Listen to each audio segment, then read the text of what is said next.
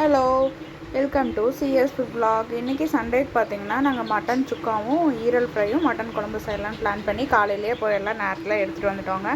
எடுத்துகிட்டு வந்துட்டு ஃபஸ்ட்டு வந்து மட்டன் நல்லா வேக போட்டுட்டு சைட்லேயே வந்து மட்டன் குழம்பு செய்கிறதுக்கு தேவையான வெங்காயம் தக்காளி பூண்டெல்லாம் வதக்கிட்டு இன்னொரு அடுப்பில் வந்து பார்த்திங்கன்னா மட்டன் சுக்கா செய்கிறதுக்கு வடசட்டி வச்சு நல்லா தாளித்து விட்டுட்டு விசில் வந்ததுக்கப்புறமா மட்டனை எடுத்து போட்டுட்டு நம்ம வீட்டிலேயே அரைச்ச மட்டன் மசாலாவும் போட்டு நல்லா கிளறி விட்டு ஃப்ரை ஆகிட்டுருக்கு. இந்த பக்கம் குழம்பு நல்லா கொதிக்க ஆரம்பிச்சிருச்சு. இப்போ நம்ம வீட்டில் அரைச்ச மசாலா உள்ளே விட்டு கலக்கி நல்லா கொதி விட்டுறலாம். இது கூட கொஞ்சமாக நம்ம மட்டன் தூள் ஆட் பண்ணிவிட்டு நல்லா கொதிக்கட்டும். இந்த சைடு பார்த்திங்கன்னா மட்டன் சுக்கா வந்து ரெடி ஆகிடுச்சு.